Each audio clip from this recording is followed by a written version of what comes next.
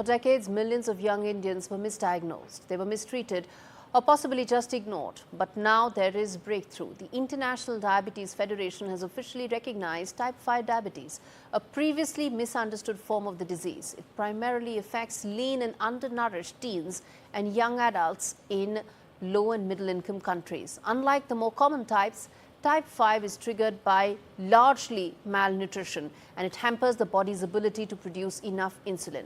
But why was this type of diabetes overlooked for so long, and what are the implications of this and how it impacts Indians? To discuss this, let's quickly now get in an important voice joining me, Dr. Anshu Alok, who is a senior consultant endocrinologist joining me from Max Hospital. Dr.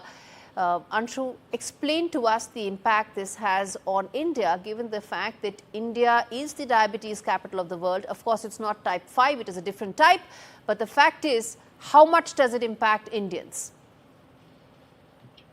First of all, I think, although we did not have an official name for it, it is a type of diabetes we've always seen. The reason that it was not part of the classification was, we didn't have enough data to directly show that malnutrition by itself is directly causing this type of diabetes. But while as clinicians we've always noticed, we've seen this type of diabetes which is not textbook-like, where we don't have features of type 1 diabetes, where there's severe insulin deficiency and people go into ketosis. Neither we have features of type 2 diabetes where they're typically obese or they have insulin resistance. So this is a type of diabetes where we see features, overlapping between the two. Primarily affects, it has been seen in many developing countries across, in Africa, part of Asia, it has been seen. Although we have now, by the IDF has, given it a name, it has been classified as type 5. But clinically, we've always seen that and we've been treating it per se. I think the only change that it would do is, number one, more awareness. So often, as clinicians and at the primary care level, when we see, we might be able to identify these people and know that these are the people who might need insulin early Any on. back of the envelope calculations in terms of how many Indians could be susceptible to it or may have it and don't know about it? So worldwide, they say around 25 million people, like around 2.5 crores. Specifically in India, again, we form a big chunk of our population, especially in rural areas or a part of the urban areas where there's, a lot of undernourished, people where they are living.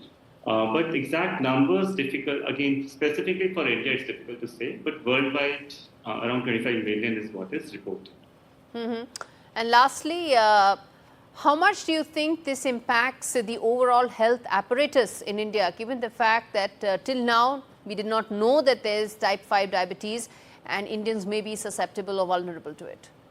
It's two things. Number one, the treatment, again, more awareness, the fine-tuning of the treatment could be done in these individuals specifically. But I think more than the treatment, it's a matter of public policy. So this type of diabetes, the foundations start early on in during gestation, during pregnancy, or even during as early as that. So where poor maternal nutrition has been linked to this type of diabetes in young adults, adolescents, or young Indians. So it's, I think, more to do with public policy, taking care of nutrition during gestation, early life, after gestation in young children.